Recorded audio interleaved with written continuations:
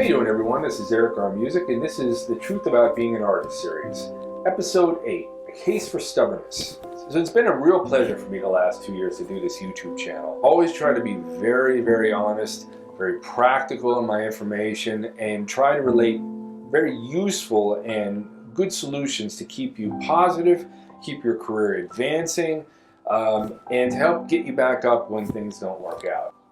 So on to the episode. A case for stubbornness. Why is stubbornness a good thing? We often hear how bad stubbornness is. From the time we're little kids in school, you're getting yelled at from a teacher because you're too stubborn. You won't conform to what everybody else wants you to do. These are very, very good attributes if they're channeled in the right way. Being an artist, stubbornness is almost an essential. I can't imagine I'd be here today if I wasn't stubborn. If I had conformed to what other people believe, or the goals that everybody else had set for me, or some of the ways that people had told me to either walk away from what I was doing or to change what I was doing so it made more sense to them, if I wasn't stubborn, I'd be in a job today and I would have walked away from all of it. So why is it good to be stubborn? Well, I'll give you 3 reasons why it's good to be stubborn. Okay, number 1, stubbornness keeps away negative people. When you're young, when you're in kindergarten, everybody's going to embrace the fact that you want to be an artist. They're going to say, wow, they draw great pictures in school and everything's fantastic.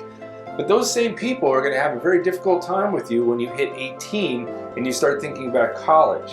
And maybe they defer their expectations until 4 years later, but still, everybody has this anxiety when it comes to being an artist. We always hear the starving artist thing. I've heard that a million times over the years. It's disgusting. I hate that connotation. And it's unfortunate, but so many of us in society have accepted that as a norm. Why?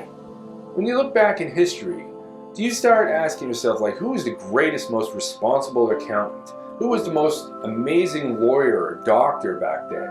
Do they remember those people? Or do they remember people like Michelangelo? Or do they remember people like Donatello and Raphael? There are so many amazing people from those times. Why aren't we those people today? It's because we've accepted that we can't be. We've accepted the norm that, you know, just because back then there were commissions that people got from churches and all these famous things, and maybe people are paying attention to other things than art today. That's not true at all. There's an opportunity for all of us in this business to make a living and to make it doing the thing that you love most. But if you're accepting somebody else's viewpoint as your own, then you're doomed to failure. So if you're a stubborn person, you're going to close your ears off to them. That's what you should be doing. Be stubborn. Look at them and laugh. Say, why? Why? Have them explain themselves. What is their experiences? If you accept their perspective, you're doomed. Be stubborn. Stay away from it. Close your ears off. Close your mind off to them. Number 2, stubbornness helps you fight those inner demons that start convincing you that you can't do it. Okay? The worst person in the room a lot of times is going to be yourself. We are already hypercritical as artists. We all try to beat ourselves up so we can be better. That's good. That's very, very good. But also, by accepting the world's viewpoint of what our art should be, or the fact that you see somebody on social media who's succeeding more than you, and you start convincing yourself that everybody's making it and you're not. If you start accepting those things and you start collecting them inside of you, that becomes your inner belief. And if you really want to look at success, and anybody who's been successful, it's always a collection of what you believe that makes you who you are. So if you've collected all those feelings about, you know, your teacher who told you weren't good enough, or your parents, or your relatives, or friends who said you weren't going to be good enough, and you collect all those inside and then you fail, then right away you're going to that empty well. It's awful. You shouldn't be going there. You should be stubborn. Stay away from that. We all carry those negative feelings inside of us, but you have to be stubborn enough to turn it off. You know, people complain about the news being so negative. You can turn it off. Just turn it off. Turn off that inner voice inside of you that's telling you you can't make it, that you can't do it. Okay? That's where stubbornness is going to save you, and it's going to help you along the way. Number 3, Stubbornness helps you fight fatigue, okay? If you work as hard as I do in this business, it's almost a full-time, lifetime job. You can get overwhelmed by how much work you have to do. And it doesn't matter if you're an artist who's just starting out. A lot of emerging artists that come to me and consult with me are at the point where they have to build a portfolio.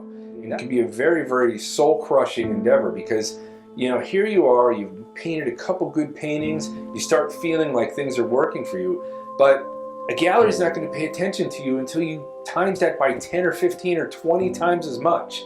You need to start creating a lot of work. The same goes for a mid-career artist who has so much work to do, or maybe so many things they need to send out and they're overwhelmed by how much work they're doing already, or maybe their personal lives are weighing down on them, or work is very tough and it's keeping them from producing.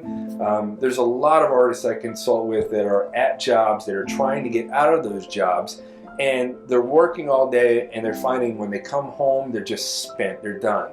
I've lived that life. My first probably about 10 years of my business as an artist, I worked all day, and then I came home, ate dinner, and then I worked all night until 2 in the morning. I'd get up at 6 o'clock in the morning to go and get back into my schedule, and I was beat. But that stubbornness in me said, I can't sacrifice right now anything that will keep me from that goal. And that thing holding me back at the point was sleep. Believe me, I'd love to sleep, 10 hours a day. That'd be fantastic if I could. But I don't have that opportunity because there's too much on the outside that I need to take care of. I've heard it said that, the person that goes to sleep gets beat by the person who stays up and continues to toil away and push harder. And that's always the truth. There's always going to be somebody out there that's willing to make that sacrifice if you're not. So that dream inside you will keep you going if you are stubborn enough to believe that it's going to happen. And for me, it did. And finally, at this point in my career, I'm finally getting sleep, and that sacrifice, fortunately, is done. So I described already how stubbornness is really good. There's a lot of really great things about stubbornness, but once you achieve a certain amount of success, stubbornness is going to be very bad. There are 3 reasons why I would try to suggest getting control of your stubbornness. Number 1 is growth. Growth is only going to happen in an environment where you're willing to accept that you aren't as good as you would like to be. If you start accepting that you've got it down, everything's fantastic, there's nothing that I need to learn anymore, stubbornness is going to keep you from growing. It's going to keep you from producing good art. You might be even more successful if you're willing to let your guard down and not be so stubborn. So I've learned this from experience too. There have been plenty of times where I felt like I was in a stagnation point, and it really came down to me letting go of certain things that I thought that I really needed to engage in. And by doing that, you can kind of push yourself a little further than you even think you were capable of doing. Number 2, stubbornness will keep you from having balance in your life. If you're very stubborn about your artwork and producing artwork and everything's about your career, you're going to destroy the rest of your life. Life is about balance. It's about having time for friends, family, about having time for relaxation, about having time for things other than art. So I hope I've made a good case for stubbornness today. The reasons why you should be stubborn and the reasons why maybe being a little too stubborn can hold you back. So I hope you've enjoyed this series. If you'd like, please leave some comments below and share this video with any artist you think needs it. Thanks very much for your time. If you're an artist, you absolutely need a website to have a successful career. Social media is only a small part of what it takes to run a professional art business. An artist needs a website, period. If you don't believe me then, look at the over 12,000 artists who use FASO for their websites. I've personally built my own website since 1998, and in 2018 I moved over to FASO and I could not be happier. Right now FASO is offering an amazing FASO Gold Plan for only $50 for your first year. To make this even better, this plan includes the FASO support team building your artist's website for free. So even if you have no experience in web design, you have no excuse. After your first year, you can renew your website at the normal yearly price. You could switch to another plan, you can go month to month, or you can cancel your membership altogether. How great is that?